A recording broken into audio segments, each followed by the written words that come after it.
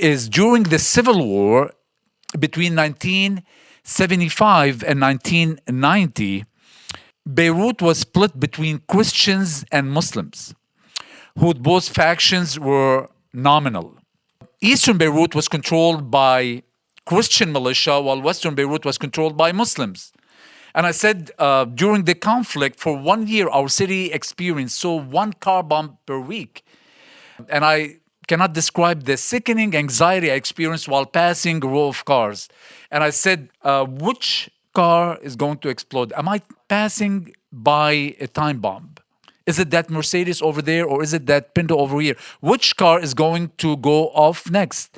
I was saying that it was during these dark days when a group of ruthless fighters emerged called Al-Qanasin, meaning snipers.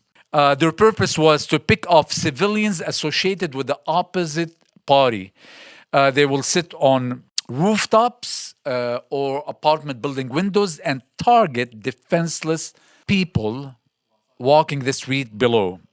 I was saying I was one of the casualty. I was one of the casualty during the conflict. I was at the range of a Muslim sniper that left a bullet in my back that almost got me crippled for the rest of my life.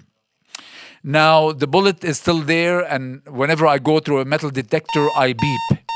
This is a good reminder of God's provision of sparing my life. As a nominal Christian who never experienced a genuine faith in Christ, this incident left me hateful, and I vowed to avenge myself from every Muslim I would cross road with. But as years passed by and everything around seemed so hopeless, at the exact moment, Christ came into my life and made everything new. Slowly, Christ was changing the way I viewed the world. I no longer saw enemies of Muslims, but I saw souls in desperate need of Christ's salvation. I never imagined that all my feeling, all my emotion, all my hateful feeling toward Muslims will turn into forgiveness.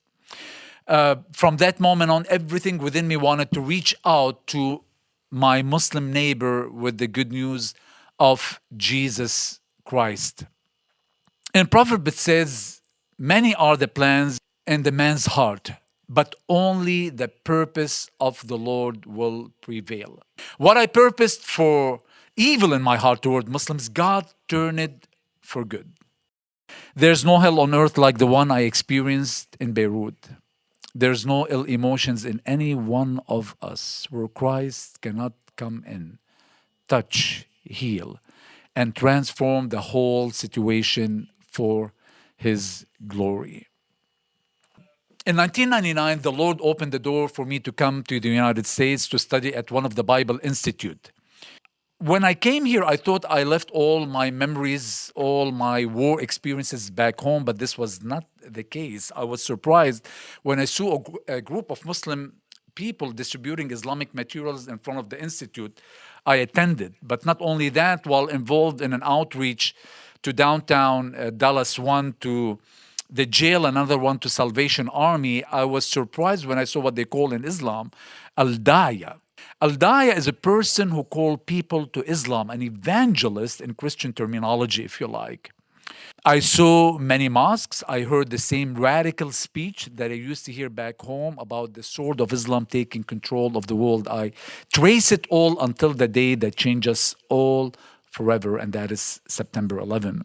Now, fast forward in 2004, I joined an organization called Good News for the Crescent World, also known as GNFCW.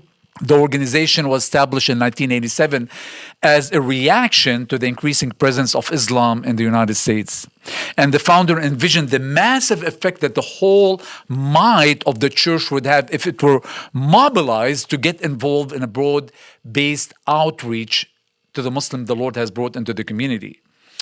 And the vision has fleshed out into the mission of GNFCW, and that is to encourage positive engagement with Muslims by helping increasing their understanding of Islam and the Muslim people, and helping church leaders and believers to share Jesus with local Muslims.